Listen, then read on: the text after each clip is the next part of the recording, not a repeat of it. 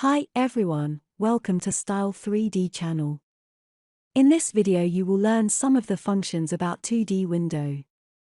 First of all, we see the leftmost row of hovering toolbars, starting with the top one. The first one is to display the cloth textured surface 2D. And we defaulted to, which is actually this translucent grey version of the film. If you want to show the fabric texture, you can open this 2D texture sheet and see what your texture looks like. Then if your fabric is printed, you can also click here to show the texture. Then click on the Edit Texture under the asset to do a print position adjustment. Next is to display the pattern meshes. Open the mesh, we can see that the triangular surface particles on the plate will be displayed. And then the following one is the cloth translucent 2D. There is a need for a comparison between the version of the film and the version of the film overlap when it is better to observe. The next two are show pattern name and show annotation.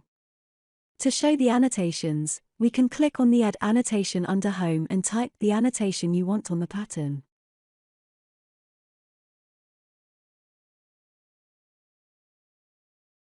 Then you can click on Show or hide the annotation. The next function is to show the length of the side after we click on it. All edge length information of the plate is displayed, not only the net edge, but also the internal line information. Again, the next function is to show ruler for our 2D window.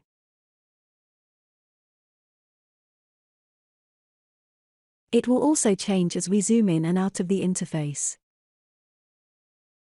The next one is to show baseline.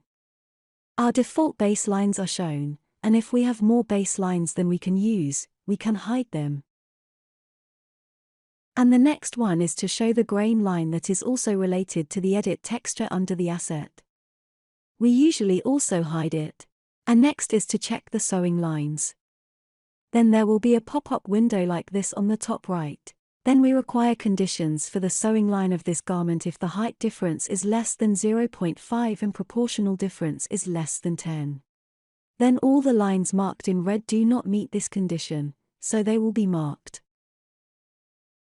Then we will find that our conditions have been relaxed so that some sides that did not meet the conditions before now also meet the conditions.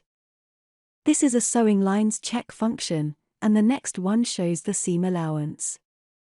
The last function is to hide Style3D, and if we don't want to see that and just want to see the simple pattern originally, we can just hide 2D style. This is what we have on the 2D window, and then we see what we get when we right-click in the margin.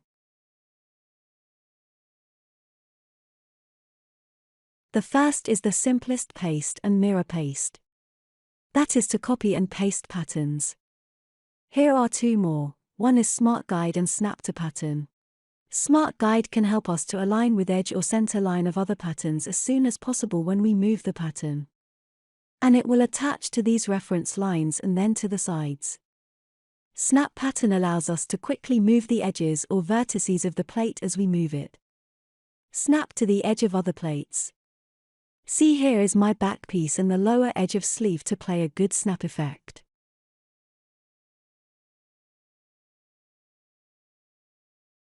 And then see the function of the following. One is to quickly remove all baselines. So let's open the baseline. Then click Remove all baselines. Then, if the baseline is no longer used, you can delete it in this way. Okay, so if we say that our plate has a lot of internal lines on it,